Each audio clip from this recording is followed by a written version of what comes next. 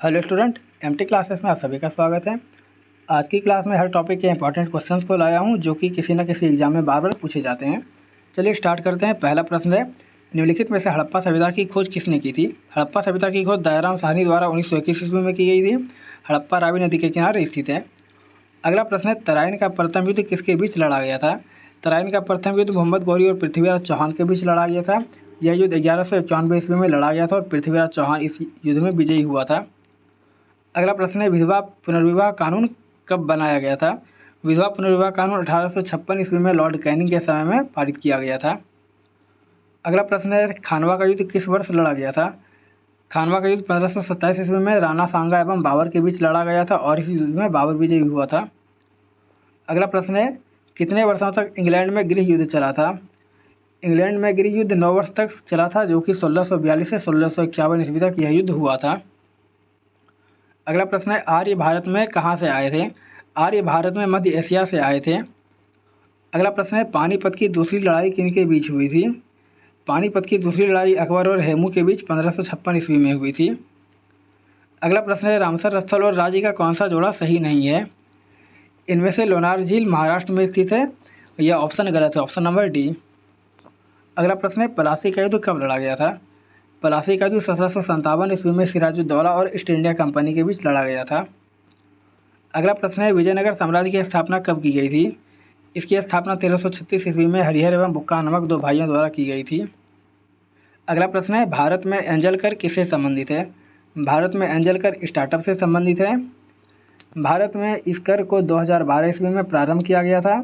इस कर का प्रावधान 1961 की धारा 56(2) में है।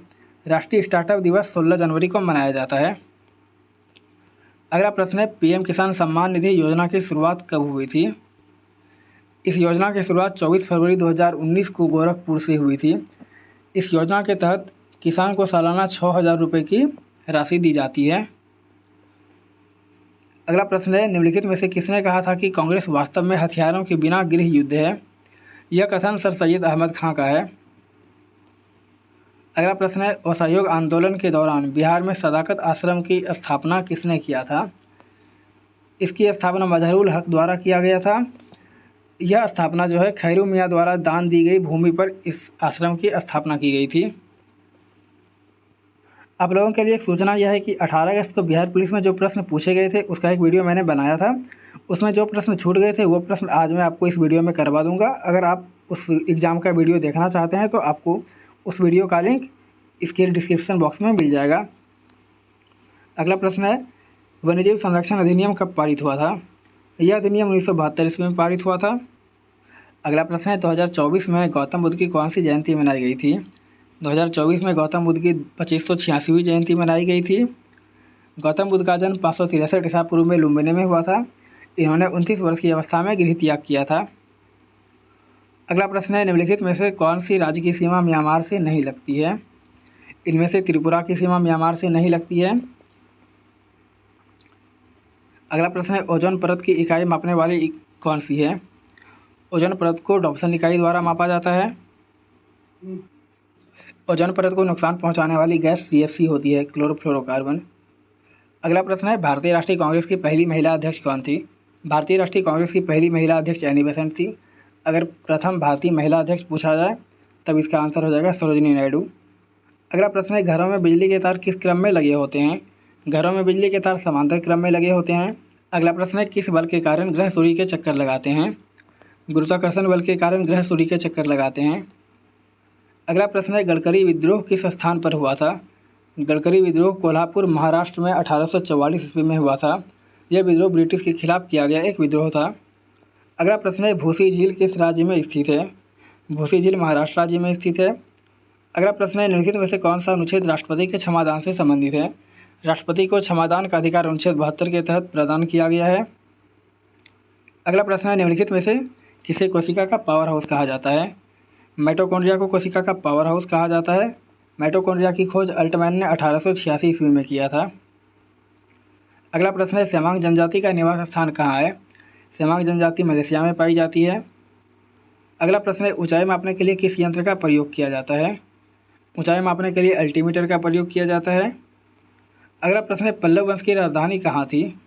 पल्लव वंश की राजधानी कांचीपुरम में थी और पल्लव वंश का संस्थापक सिंह विष्णु को माना जाता है। अगला प्रश्न है, इनमें से कौन सा जनजातीय नृत्य कर्नाटक से संबंधित है? इनमें से यक्षगान नृत्य कर्नाटक से संबंधित है। अगला प्रश्न है, महात्मा गांधी के राजनीतिक गुरु कौन थे? महात्मा गांधी के राजनीतिक गुरु गोपाल कृष्ण गोखले थे। अगला प्रश्न है, राजस्थान में स्थित खेतड़ी खान किसके लिए प्रसिद्ध है? यह खान तांबा के लिए प्रसिद्ध है। अगला प्रश्न है, अस्थायी बंदोबस्त की शुरुआत किसने की थी? अस्थायी बंदोबस्त की शुरुआत लॉर्ड कॉर्नवालिस द्वारा 1793 ईस्वी में किया गया था। अगला प्रश्न है, तलवंडी किस सिख गुरु का जन्म स्थल है?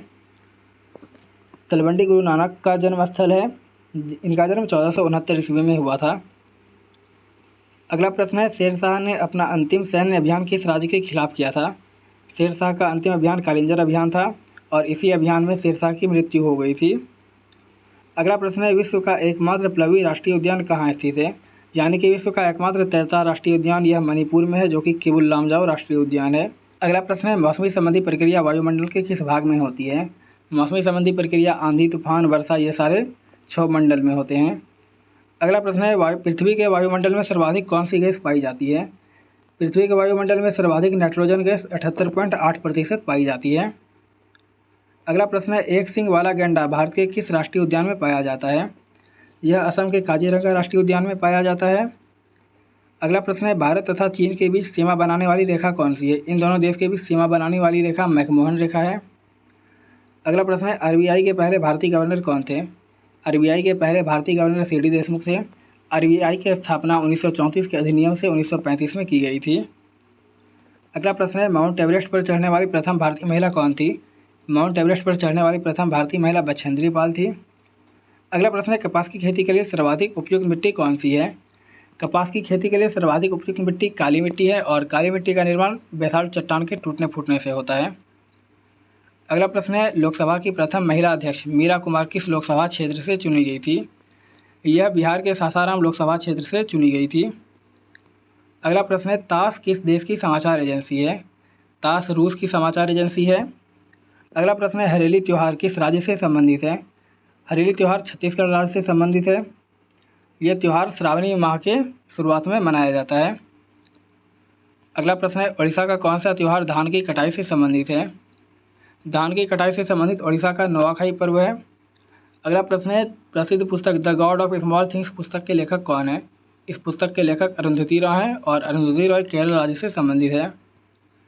अगला प्रश्न है, मानव शरीर की सबसे बड़ी हड्डी कौन सी होती है? मानव शरीर की सबसे बड़ी हड्डी टिबिया होती है, जो कि पैर में पाई जाती है।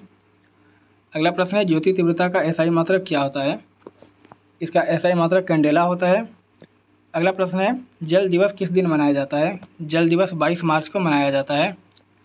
तो ये हमारे आज के 50 प्रश्न पूरे हो गए। आज की वीडियो को यहीं समाप्त करते हैं, मिलते हैं अगले वीडियो में।